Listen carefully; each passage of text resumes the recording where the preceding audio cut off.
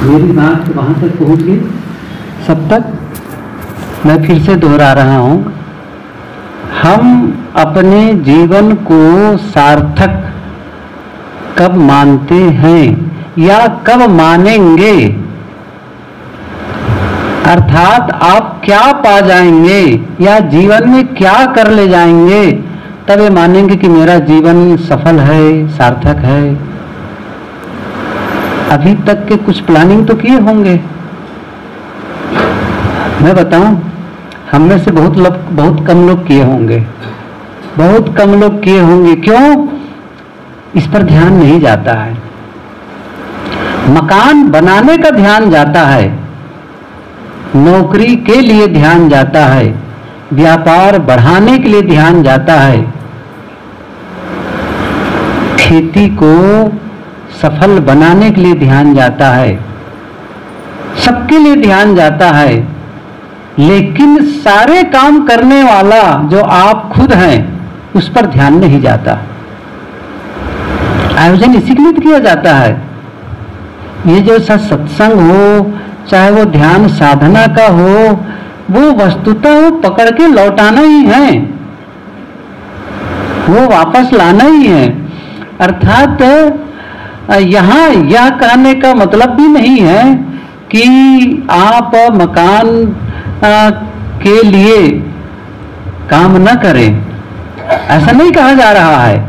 इसको मैसेज को समझें कि आप मकान न बनाएं, गाड़ी न खरीदें, खेती न करें, नौकरी न करें, यह मैसेज नहीं है।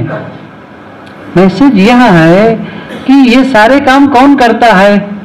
आप ध्यान दीजिए, आप नौकरी में जाते हैं, खेत में जाते हैं, ऑफिस में जाते हैं, किसी कंपनी में जाते हैं, कोई दुकान में जाते हैं, आप ही तो जाते हैं। अच्छा, परिवार से मिलते हैं, आप ही तो मिलते हैं, कोई दूसरा थोड़ी मिलता है। महत्वपूर्ण है आप कैसे हैं, आपका होना कैसे है।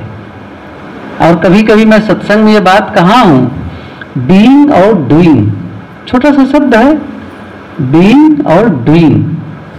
बीइंग का मतलब है आपका होना और डूइंग का मतलब है आपका करना। होने से करना होता है, करने से होना नहीं होता है। इसको इस ढंग से समझे, आप क्या हैं इसी से सारे क्रियाकलाप होने वाले हैं। बस आगे जो भी होगा ना वो आगे होगा कब, जब आप जो हैं उसके आधार पर होगा। अच्छा, इसको और थोड़ा स्पष्ट करूं तो यह होगा, मैं अपने लिए लेके कहता हूं, मान लो मैं क्रोधी हूं, मतलब मेरे मन में इस समय क्रोध आ गया है और मैं क्रोध में हूं या किसी बात को लेकर के नाराज हूं, किसी के कारण से नाराज हूं। अब मैं अपने घर वालों से मिलूंगा, अपने साथियों से मिलूंगा, तो कौन सा रिजल्ट लाऊंगा। समझ रहे हैं ना इस चीज को? दो ढंग से बताऊं, अब दोनों चीज को एक साथ ले लेता हूं।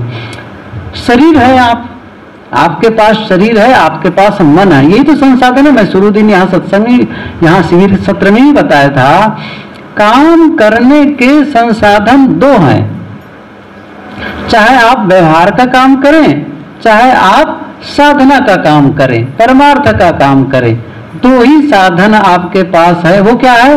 एक तो है तन और दूसरा है मन। ये दो साधन है, दो संसाधन है।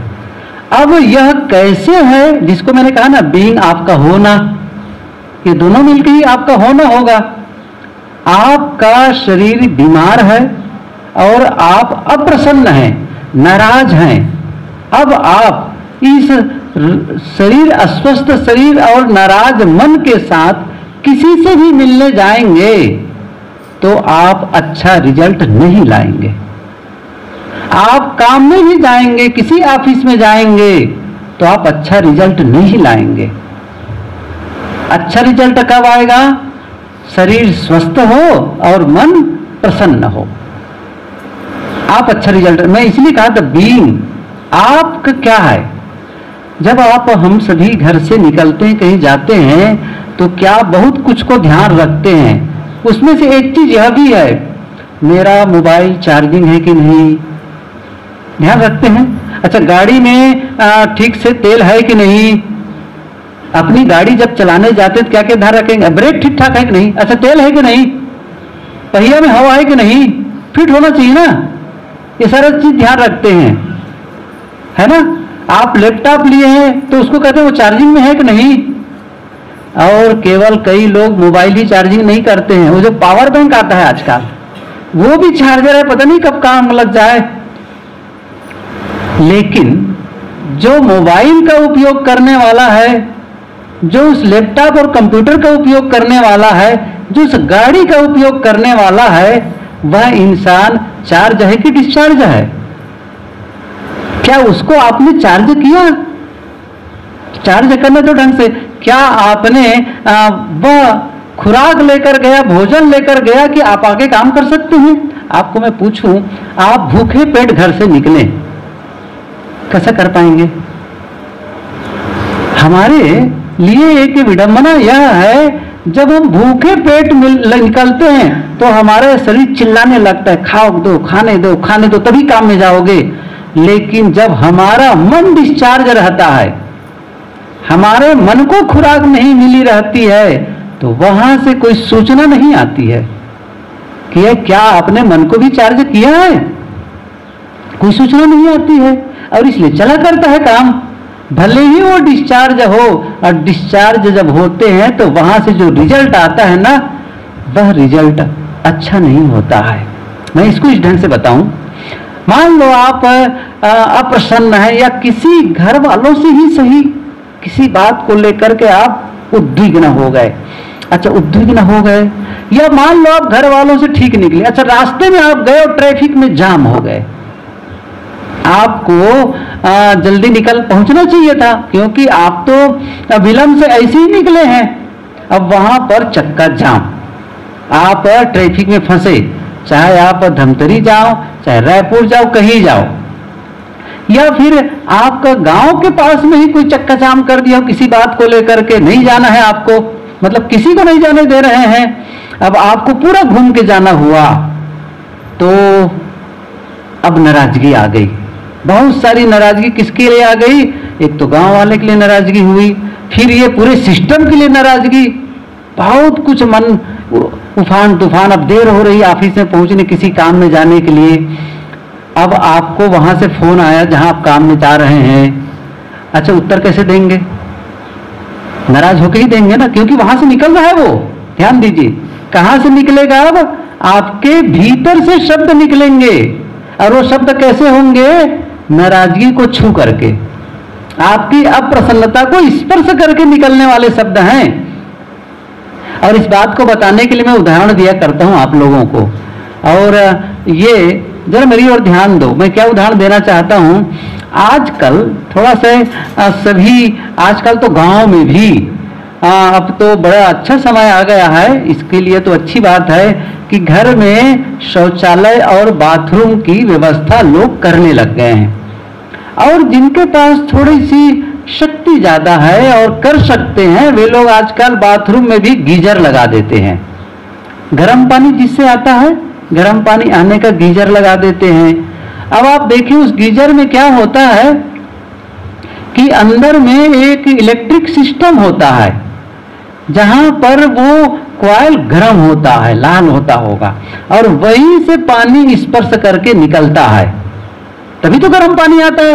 एक टोटी में ठंडा पानी, दूसरे टोटी में गर्म पानी। अच्छा गर्म पानी क्यों आ रहा है? क्योंकि वहां कुछ है जो गर्मी दे रही है, और वो पानी को गर्म कर रही है। अब वो पानी आ रहा है। इसका एक उल्टा भी है, वाटर कूलर, ठंडा करने वाला, पानी ठंडा करने वाला।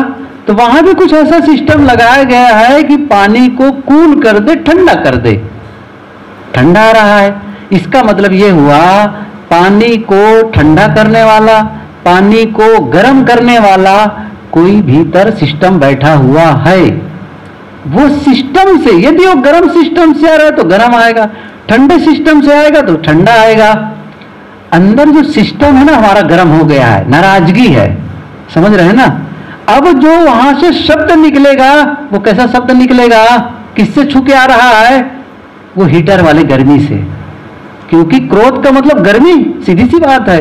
अच्छा क्रोध का मतलब गर्मी तो समझ ही रहे हैं ना, तभी तो आंखें लाल हो जाती है। आंखें कब लाल होती हैं? प्रसन्न रहते हैं तब, प्रसन्न होते हैं तब। हाथ पर कांपने कब लगता है? मुंह से गलत शब्द कब निकलते हैं? जब आप नाराज होते हैं। समझ रहे हैं ना? भीतर की नाराजगी अब प्रकट हो रही है आपकी वाणी से और आपकी इंद्रियों से। नाराजगी इतनी बढ़ गई कि अंदर आप उसे कंट्रोल नहीं कर पा रहे हैं, और नाराजगी बढ़ गई तो शब्द जो है गलत निकलते, कटु निकलते हैं। अब शब्द निकलते हैं, वहां तक भी नहीं अब हो रहा है, और बढ़ रहा है, फिर भी बढ़ रहा है, तो आप हाथ उठाते हैं, किसी को थप्पड़ मारते हैं। अच्छा, थप्पड़ मारने से भी संतोष नहीं हो रहा है, और बढ़ रहा है, तो डंडा लाठी उठाते हैं। अच्छा, वहां भी नहीं हो रहा है, तो फिर हथियार उठा लेते हैं। शुरुआत कहां से हुई है? वहां से हुई है, वहां से, आपके होने से। आप क्रोधी हैं, ये अंतर आया, लेकिन आप प्रसन्न हैं, खुश हैं। अब ये क्रोध करके आप यदि कहीं ऑफिस गए, तो वहां यदि आपके ऑफिस वालों का या किसी भी काम वालों का, जो दुकान गए, कोई भी ग्राहक आया, कुछ भी हुआ, ख्याल करिए किसी से आप मिले और उनसे छोटी सी गलती हो गई और आप क्या होगा? फायर हो जाएंगे, नाराज हो जाएंगे, बहुत नाराज। अभी तक आपके जाने के पहले ऑफिस का वातावरण बहुत बढ़िया था, सब आपस में मस्त हंस गा रहे थे और काम कर रहे थे, लेकिन आप नाराज होकर गए और छोटी सी गलती देखे और आप वहां चिल्लाने लग गए किसी कर्मचारी पर। फिर क्या हुआ? आप समझ रहे हो क्या होता है उससे? ये आप साधारण बात मत समझिए इसको। क्या होता है, अब वो कर्मचारी क्या सोचेगा, इतनी छोटी सी गलती पर इतनी बड़ी डांट, इतना चिल्लाना, इसकी तो जरूरत नहीं थी, बिल्कुल जरूरत नहीं थी।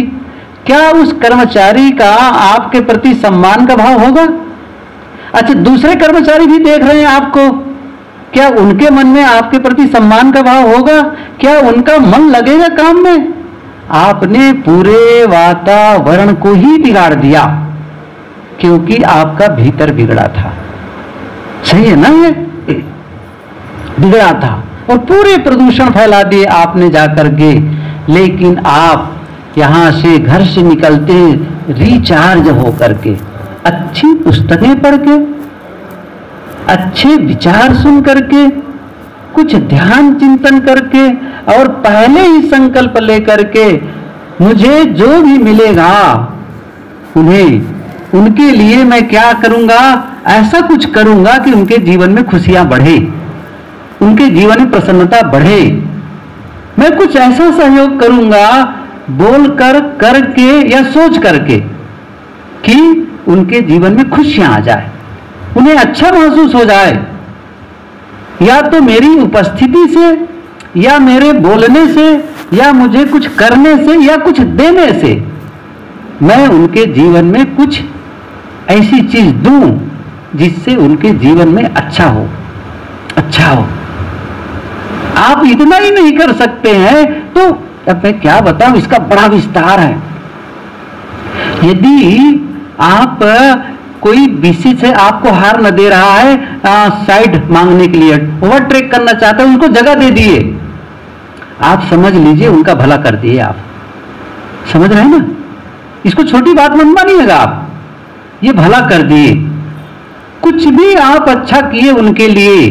यहां तक आपके पास एक मैंने पढ़ा अभी कुछ दिन पहले, नहीं साल भर हो गया पढ़े इस वाक्य को, उसमें क्या आया था कि आप किसी के घर जाएं और ऐसा संजोग आपको उस घर वालों के लिए देने के लिए कुछ नहीं ले जा रहे हैं। कभी कभी आप मेहमानी में जाते हैं, किसी के घर जाते हैं, तो ऐसा लगता है घर चलो बच्चों के लिए कुछ ले जाओ, कुछ फल ले जाओ, कुछ ले जाओ, कुछ तो दो, कुछ मिष्ठान ले जाओ। पहले मैं जानता हूँ माताएं भी जब घर से जाती थी तो वो सिस्टम आश्रय के विकास से युक्त नहीं था, तो घर में वो कुछ न कुछ बना के ले जाती थी, है ना, कुछ न कुछ बना के ले जाती थी, मतलब तेलई बैठे, सरल भाषा ये है मतलब कुछ कुछ बना के ताकि जहां जाए वहां दे।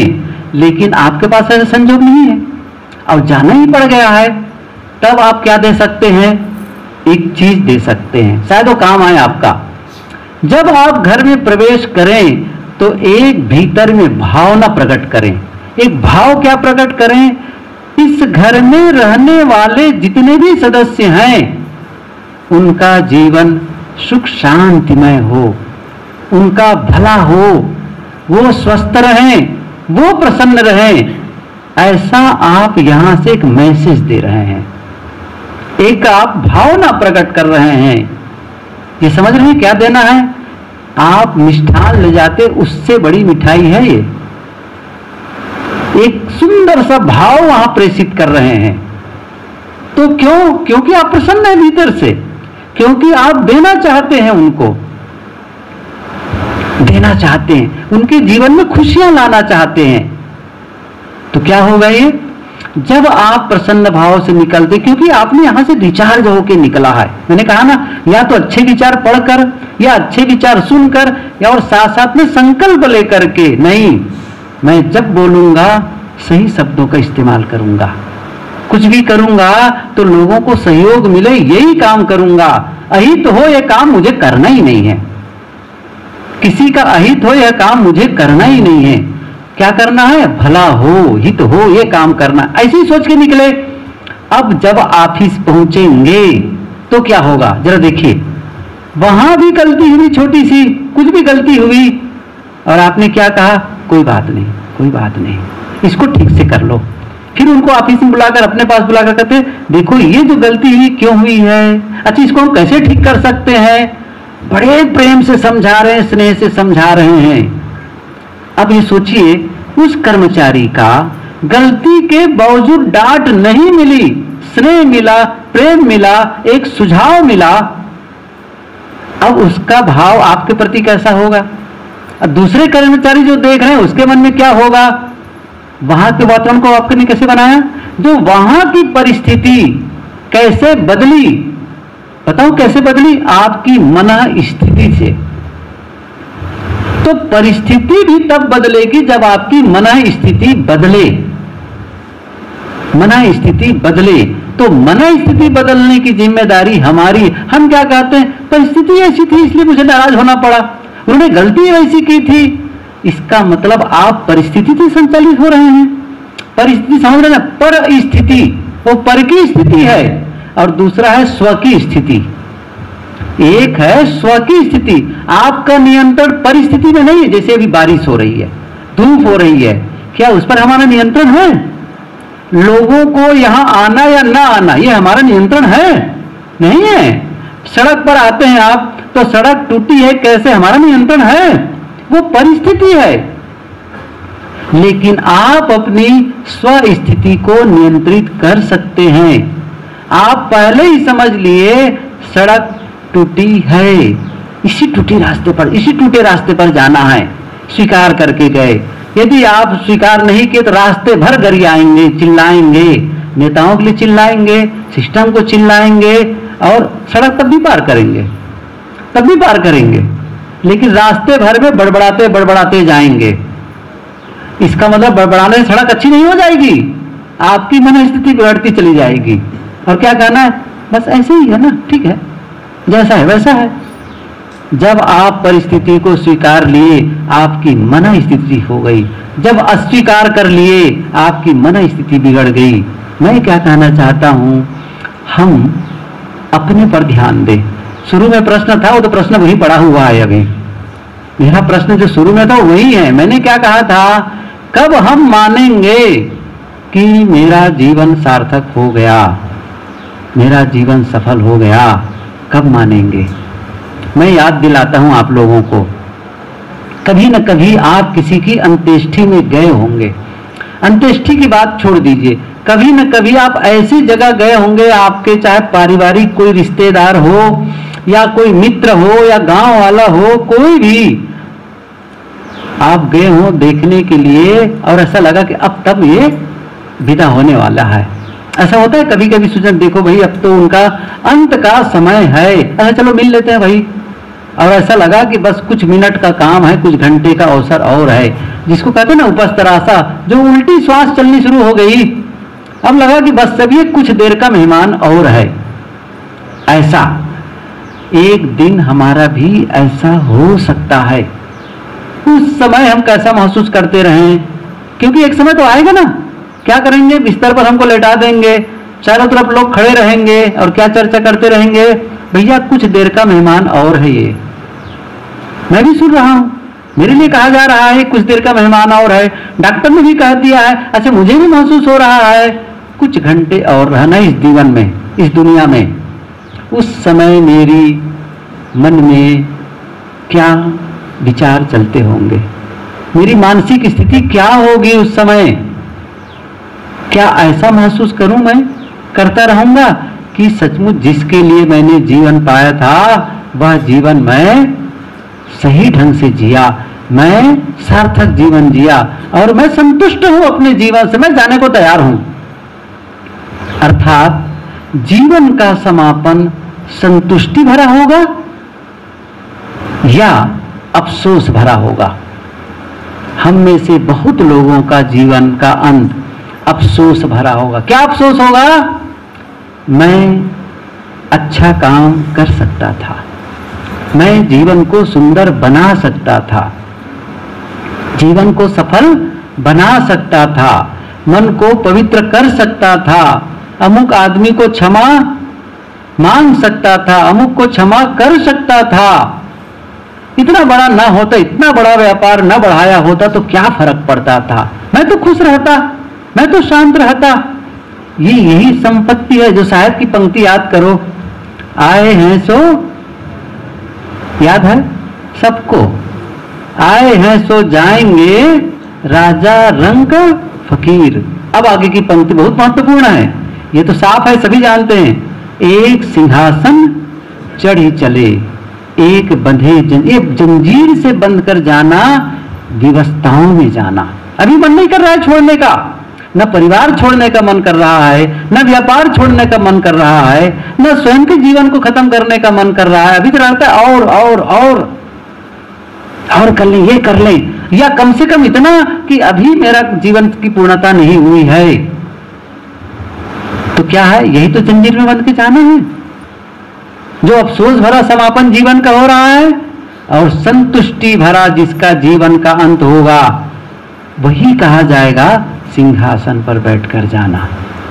कोई सिंहासन नहीं आता है, कोई जंजीर नहीं आती बांधने के लिए, बंधती है वहां पर। ये मानसिक दशा का वर्णन साहब ने कहा है। यदि हम यह काम नहीं कर पा रहे हैं तो फिर उसकी तैयारी नहीं कर पा रहे हैं तो हम कैसे माने कि हमारा जीवन सार्थक है। आप भौतिक उपलब्धियों को ही सार्थकता न मान ले। भौतिक उपलब्धियां केवल जीवन गुजर की व्यवस्था है, केवल जीवन गुजर के लिए है, ताकि हमारे ये भौतिक व्यवस्था, क्योंकि शरीर भौतिक है इसलिए उसको चलाने के लिए भौतिक व्यवस्था चाहिए, जरूर चाहिए, उसके लिए कोई कमी नहीं होनी चाहिए। लेकिन असली चीज यह है, जो भी आप कमा करके इकट्ठा करेंगे उसे सब छोड़कर जाना है।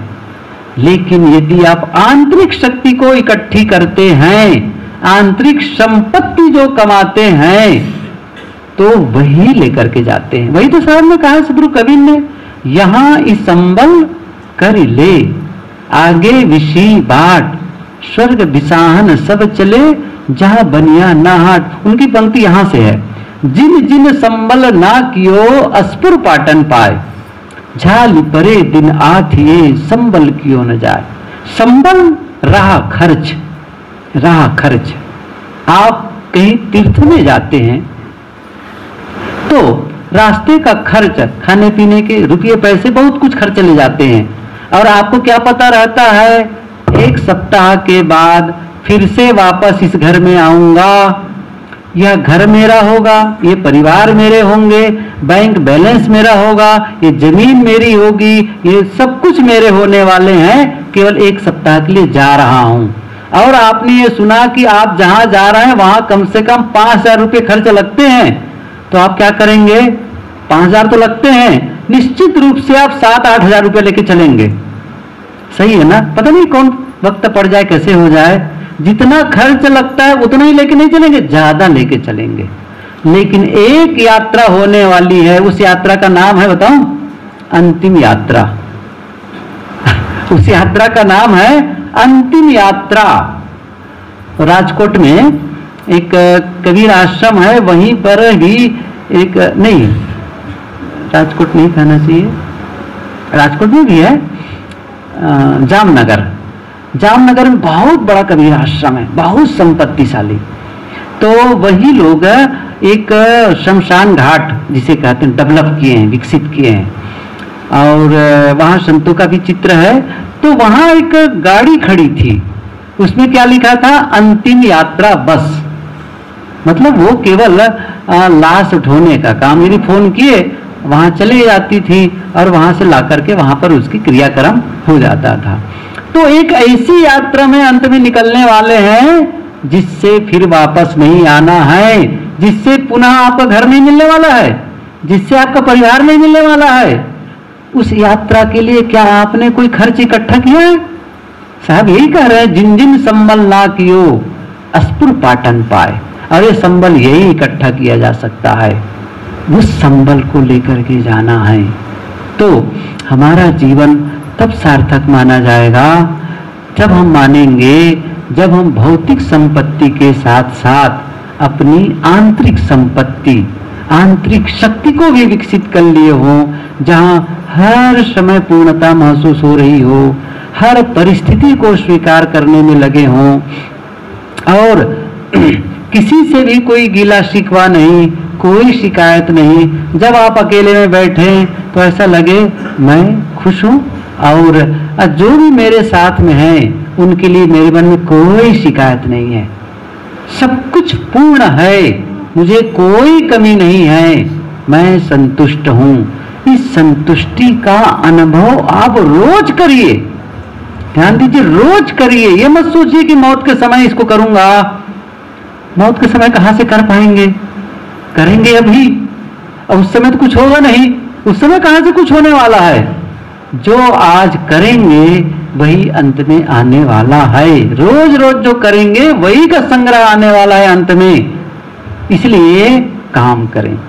इसीलिए ध्यान साधना की बात कही जाती है, आप केवल बाहर मत भटको, भीतर भी आओ, थोड़ा सा भीतर भी झांको, कुछ काम करो भीतर। वो क्या है? पवित्रता। वो क्या है? सफाई का काम, क्लियरिफाई करना है। कहीं मन में नफरत, द्वेष, घृणा, ईर्ष्या, क्रोध, अभिमान, छल, यही सब चल रहा है? नहीं, ऐसा नहीं होना चाहिए। इसके अपोजिट भी कुछ है, इससे कुछ अच्छे विचार भी मन में आ सकते हैं। किसी ने बहुत सुंदर कहा है, दौड़ रहे हैं, क्या पाए? खुद से पूछो, कभी कभी रोक लो खड़े होकर के, या घर में ही कभी बिस्तर पर गए पूछो, दौड़ रहा हूं, अब तक दौड़ते दौड़ते मैंने क्या पाया? मन का भटकाओ या मन का ठहराओ? सोचो जरा से, क्या मेरा मन विश्राम करने लग गया, ठहरा, या भटक रहा है? यदि वो भटक रहा है, बहुत कुछ पाने में, कुछ करने में अभी भी हिसाब किताब लगा रहा है, नहीं, हिसाब किताब लगाओ, लेकिन कुछ समय निकालो उसी में से। ऐसा नहीं कहा जा रहा है कि हर समय बैठे रहो, कोई नहीं बैठता है। उस 24 घंटे में आप 23 घंटे दुनिया को दो, 1 घंटा खुद को दो। ज्यादा कौन मांग रहा है? 1 घंटा, सही है ना? 1 घंटा। ये जो मेरी घड़ी है छोटी सी, एक बार जब सेल लगा देता हूं तो साल भर चलती है समझ रहे ना साल भर। एक बार आप मोबाइल को रिचार्ज कर लेते हैं तो दिन भर चलती है। मैं यही तो कह रहा हूं, एक बार तो रिचार्ज कर लो 24 घंटे में। इतनी सी बात कहना है, 24 घंटे में 1 घंटे के लिए आप रिचार्ज कर लीजिए। अच्छा, उसको भी 2 भाग बांट लीजिए, 1 घंटे ज्यादा लगता है, 2 भाग कर लीजिए। आधा घंटा सुंदर स्वास्थ्य के लिए, आधा घंटा सुंदर मन के लिए। अब आप कहेंगे मेरे पास आधे घंटे का भी समय नहीं है। एक महात्मा कहानी कहते हैं कि भाई सत्संग में आया करो, और ये कहा जाता है कि रोज सत्संग करो। एक ने कहा अच्छा रोज सत्संग न कर पाए तो, रोज न कर पाए तो फिर नहीं कर पाए, ऐसा नहीं कहा, उसका उल्टा चला। एक प्रसंग चल रहा था, उसने कहा भाई कम से कम गुरु दरबार में या सत्संग में साल में 1 बार तो जाओ। नहीं, ऐसा नहीं कहा, वही जो पहले वाला था, भूल ही गया, बहुत दिन बाद उदाहरण आता है। रोज करो, अच्छा रोज न कर पाए तो सप्ताह में एक बार करो, अच्छा सप्ताह में एक बार न कर पाए तो अच्छा महीना भर में एक बार कर लिया करो, अच्छा महीना भर में न कर पाए तो अच्छा 3 महीने में एक बार करो, अच्छा 3 महीने में नहीं हो पा रहा है महाराज, अच्छा 6 महीने में एक बार। अंत में हार कर क्या कहा, तो 6 महीनों में नहीं हो पाता है तो साल में एक बार कर लो।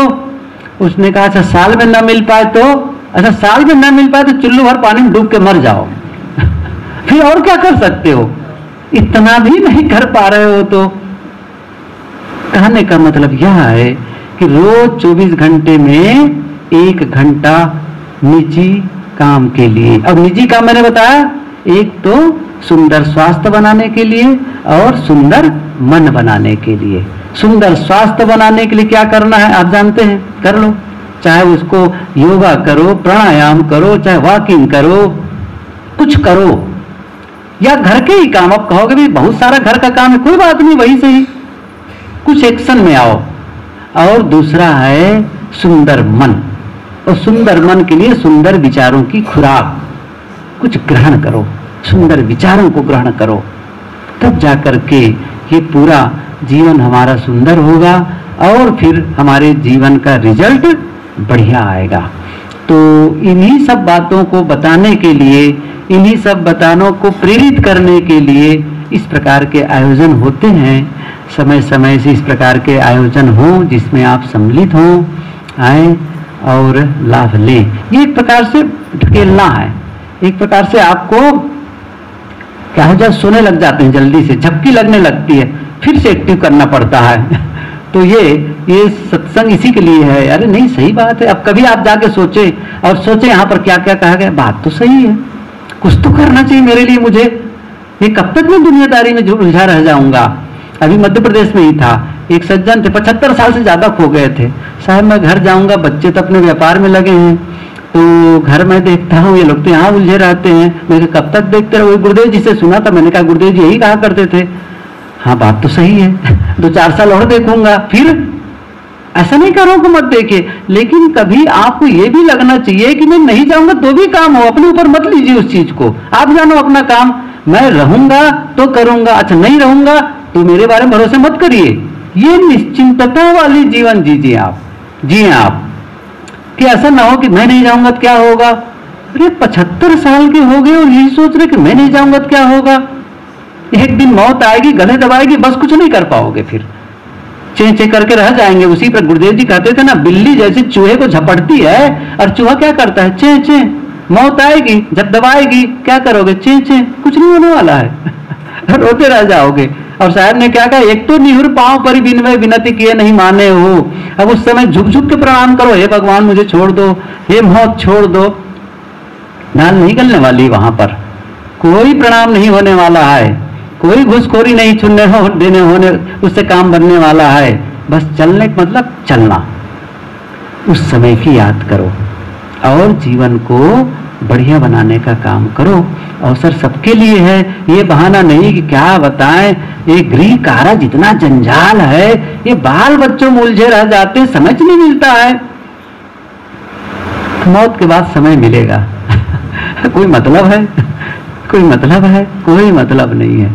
जीते जी समय निकालो तो फिर यह लोग भी बढ़िया, पर लोग भी बढ़िया। मैंने मतलब अभी यदि आप अच्छा अपने लिए काम करते हैं, स्वस्थ तन प्रसन्न मन का, तो जिस व्यवहार में भी जाओगे, मैंने पहले ही बता दिया, अच्छा करोगे तो जब तक जियोगे बढ़िया जियोगे, खुश होके जियोगे और दूसरों में भी खुशियां फैलाओगे। दुखी हुए, अशांत हुए, किसी से फोन किए, कहो भैया क्या बताएं भैया बड़ा दुख है, अब आपको क्या लगेगा बताओ, अच्छा लगेगा? आप कहेंगे कहाँ कहाँ इनको फोन कर दिया, लगेगा ना। लेकिन किसी को फोन करते और कहते हैं कैसे हैं आप, एकदम बढ़िया मस्त, और मैं खुश हूं, बहुत बढ़िया। आप थोड़ा बहुत डल होंगे ना, वो भी एनर्जी फील करने लग जाएंगे एकदम से। कभी कभी कोई फोन करता है, मैं कहता हूं साहब कैसे हैं, मैं कहता हूं मैं जीवन का आनंद ले रहा हूं, मैं बहुत खुश हूं, बिल्कुल बढ़िया, या फिर कहो टॉप ऑफ द वर्ल्ड इसका मतलब मैं बहुत खुश हूं। काहे की शिकायत? अच्छा फोन से तो कहो, कम से कम फोन से ही रोने लग जाते हैं लोग, गजब है। कम से कम शब्दों को तो ठीक कर लो, बाकी सब ठीक हो जाएगा वो। इतना ही नहीं, कई बार पूछता हूँ कैसे कैसे भैया चल रही है साहब गाड़ी, मैं कहता बढ़िया चल रही कहो ना, बढ़िया चल रही कहो, बस चल रहा है बढ़िया। अरे क्या चल रहा है, शब्दों के लिए कंजूसी मत करो, बोलो बढ़िया चल रहा है साहब। किसी से पूछो मित्र कैसे है, अरे बहुत बढ़िया है जी, बहुत अच्छा चल रहा है, परिवार में सब अच्छे हैं। इतना तो बदलो, तो फिर क्या होगा, भीतर वाला भी बदलना शुरू कर देगा। ये बात तो सही, तो जो कहोगे वही तो होता चला जाएगा। ये कुछ बातें थी जो कहना था, और पता है सब लोग कोस रहे होंगे ये कब बंद करें। तो अब क्या करूं, इधर का दबाव है, बोलो बोलो 1 घंटा। तो कम से कम 1 घंटा तो नहीं, लेकिन फिर भी 1:45 बज रहे हैं, विराम लेते हैं और आगे की कार्रवाई हो और ये काम संपन्न हो। आप लोगों को धन्यवाद। मैंने कहा ना, इस तीजा पोरा के अवसर पर भी आए, हम लोग बहुत खुश हैं। हम लोग तो सोचे कि कोई आ ही नहीं पाएंगे, जितने लोग आए उनके प्रति धन्यवाद है। भविष्य में इसका ध्यान रखेंगे। साहेब बंदेगी साहेब बंदेगी आवाज बहुत कम, बोलिए सदगुरु